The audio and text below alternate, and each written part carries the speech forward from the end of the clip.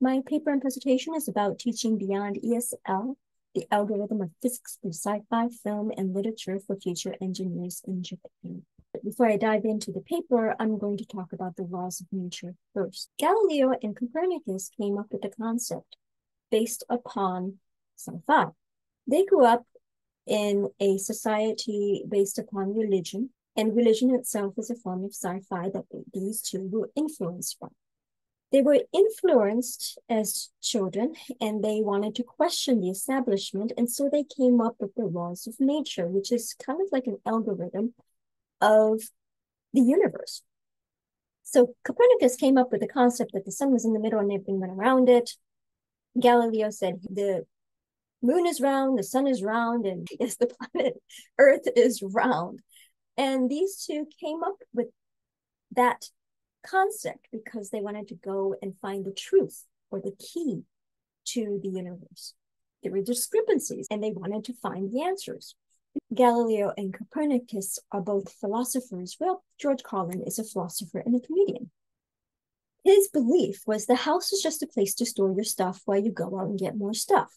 Stuff is an extension of ourselves, just like I'm using an avatar as an extension of myself to represent myself.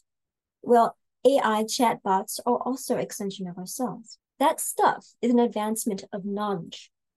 In physics, you would refer to it as the Kirchhoff's principle.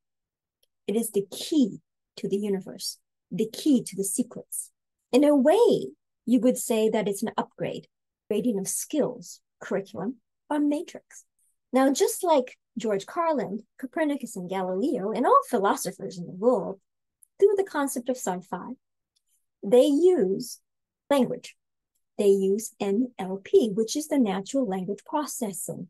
It's basically kind of like a conjunction or a transition that connects universal grammar algorithms with phonetics, semantics, syntax, morphology, pragmatics, interlinked with flowcharts like parse trees, CKY matrix that can be changed into computer algorithms such as Python and C++. Just like any language does. It's not just English, but English is connected to programming.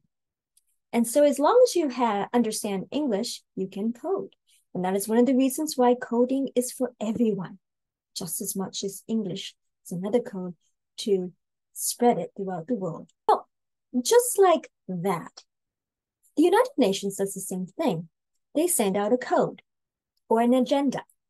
And what they do is they say UN's 2030 agenda, and they pass it down to the stakeholders, just like you and me. And we are stakeholders. But these stakeholders have a unified view because they want things that are better for life. They want to manipulate that Kirchhoff's principle to make things better. So they transform our world for sustainable development. How do they do it? By collaborating with others with the master plan, making decisions transparent for effective and cost-effective education, and for work-life balance, stimulating SDGs for equality, peace, and prosperity. Stakeholders follow the agenda. As you can see right now, the homepages of majority of many universities already have SDGs on it because universities are stakeholders. For example, in YNU, not only do we have SDGs, we also have a COIL program. The COIL program was spread by the Global Office. The Global Office got this concept from the United Nations, and their job is to find professionals who are willing to collaborate and establish partnerships. And they establish partnerships all over the world, introducing this collaborative online international learning program. Other universities, so other universities can mutually understand from a variety of different disciplines. Just like Yokohama National University has a core program already neural-linked online. When you think about project-based, where did it come from? It came from the United Nations, the OECD, and also came from the European Commission. And organizations use that concept, use that idea as stakeholders to spread it on, and boom, just like all other universities and education and high schools and every government basically promotes project-based learning. Why? Because you need it for future engineers and for equality as well. And these stakeholders are basically established through government connections. Government gets it from the United Nations and the OECD and the European Commission, interfaced, collaborated, and then spreading. And that is one of the reasons why Yokohama National University is also involved. And also my hometown in Okinawa, Ryukyu University is also involved as well. This is how curriculum is developed. It's developed through collaborating. And I also discussed a little about this, about actual establishing curriculum in my previous presentation to AMPS. And I also published my paper with that too. It's Transformative Synergy Curriculum.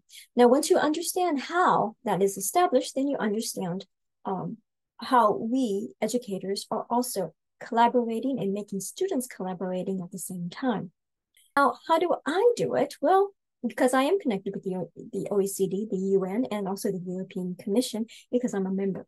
Hence, when I do write papers, for example, I write papers with the concept of the influencers or the baton. I receive the baton and I spread it. I spread the word. Now, Socratic method in itself was established back in 470 and 399 BC by the Greeks. Came up with the philosophers. Hence, the philosophers were innervated by sci-fi, whatever sci-fi that was happening at the time, and they discussed it and they philosophized over it and found solutions. Well, guess what? I do the same thing. Well, for instance, I knew about this because I'm a linguist, and linguists and curriculum developers study this. When they go into university and when we graduate, we automatically get this information. It is the Kirchhoff's principle. We get the key. We use that key to establish curriculum. And back in 2016, I established a curriculum at a different university. And when I did that, you can see on my paper at the time I published on page 161, I discussed the Socratic method. Well, my discussing the Socratic method is a baton that was passed on to the next university that I went to. My papers are reviewed, and when they're reviewed by the universities, I influence universities. Well, guess what? I'm not the only influencer. The European Commission as well influenced the Socrates Program, and they influenced it in 1994. They came up with it and influenced it all over the world. That's one of the reasons why we've got Socrates Program all over the world, is because they sent out the message, and when they sent out the message, boom, Yokohama Socrates Program happened. And as you can see in the wording on the home page, you can see social, resilient, and sustainable ecosystems. You can see the UN right there. Okay, so not only do you see right there in front of you the Earth, okay, and the universe, okay, you see how Galileo and Copernicus has influenced Yokohama National University through stakeholders. And the stakeholders introduced the Socrates Program all over the world to establish cultural immersion and global exchange for the global management to rescale humanity with the changes in the trends that we have in the future. Now, Kirchhoff's principle is basically teaching beyond sci-fi because it's providing with a key to society. And it's doing it through sci-fi. Not only do teachers teach it, but when you teach literature, for example, or movies, or whatever discipline you're teaching, you are teaching sci-fi and images to students so that students can make it reality. So when you think about political science, really political science is just an image. People say democracy. Well, great, but does democracy exist? That in itself is a sci-fi principle. And that sci-fi principle is tried and tried and tried again to make it real. And that is what we are trying to do, is to make things real. So the conundrums in society is to establish real simulations from dystopia to utopia and resolutions. And the trends for 2030 is to be aware of AI technology and to be aware that, yes, genome sequence proving we are family, all my brothers and sisters and me.